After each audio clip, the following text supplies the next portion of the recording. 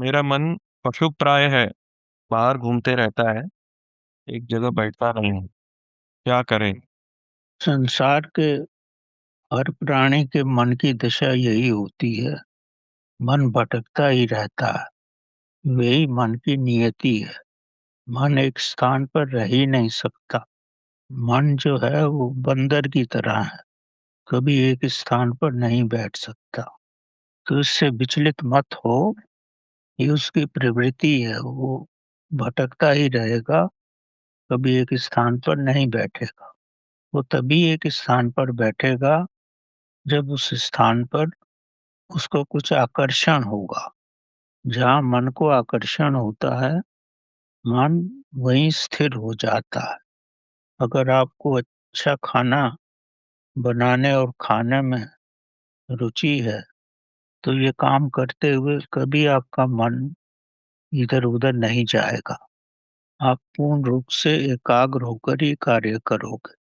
अगर आप कहीं घूमने जाना चाहते हो या कहीं मंदिर में जाके भगवान के दर्शन करना चाहते हो, वहां जाते हुए कभी आपका मन नहीं भटकेगा। तो जहाँ आपकी वृत्ति होती है, वहीं मन रहता है। अगर आपकी वृत्ति भगवान की तरफ नहीं है, तो इसमें विचलित होने की कोई आवश्यकता नहीं है। मन का स्वभाव ही भटकना है।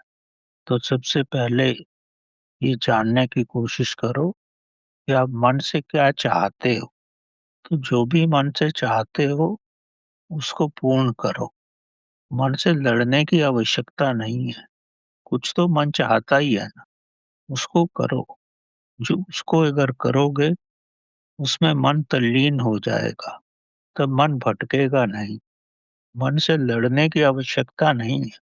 अगर मन कुछ गलत कामों में रुचि रखता है, तो मन को देखने का प्रयत्न करो। जो विचार आएंगे गलत कामों का मतलब, आपको कहीं तो विचार आएंगे उसके प्रति। अच्छे भी हो सकते हैं, बुरे भी हो सकते हैं। तब आप उसका निरीक्षण करो, उसको देखते रहो।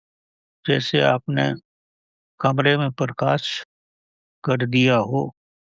अगर आपके कमरे में पहले रस्सी पड़ी थी और आपको लग रहा था कि कहीं से सर्प आ गया है, लेकिन जैसे ही प्रकाश होगा, तो आपको सर्प का भ्रम खत्म हो जाएगा।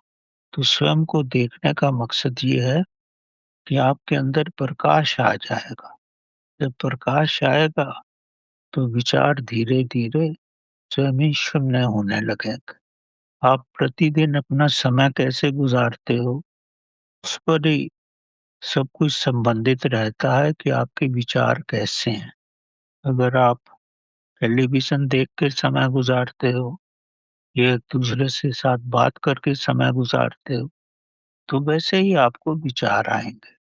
तो प्रयत्न करो, शांति में बैठो, क्योंकि जैसा भोजन करोगे वैसे ही विचार आएँगे।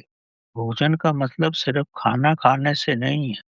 जो आप देखते हो, वो भी आपकी इंद्रियों का भोजन है। आँखों से देखते हो या कानों से सुनते हो, वो सब भोजन ही है। और मन उसी में विलीन हो जाता है।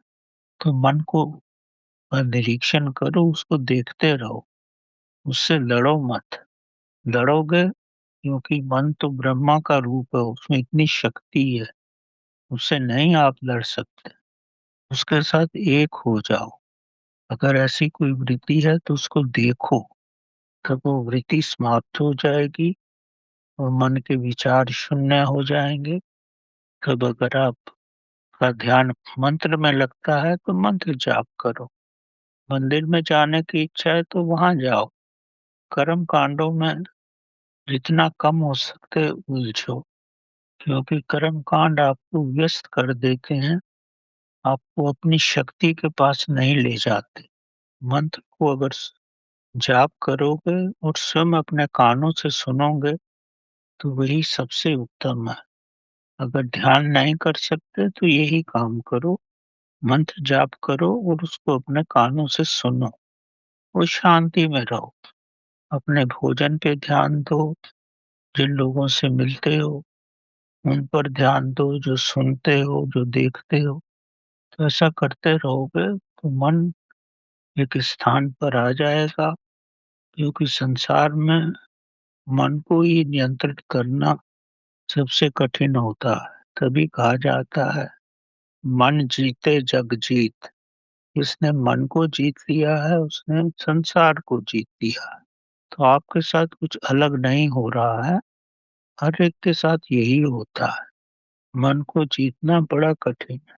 उसको जीतो मत, उसके साथ रहो, तो धीरे धीरे मन अपनी शक्ति को क्षीण कर देगा। अगर आप उसके साथ हो तो वो आपके साथ लड़ेगा नहीं फिर। जिसके साथ आप रहते हो तो आपका मित्र हो जाएगा, मतलब आपको रास्ता देगा जो भी आप करना चाहते हैं। तो यही विधि है, इसको जीवन में अपनाओ तो मन स्वयं ही नियंत्रण में आ जाएगा।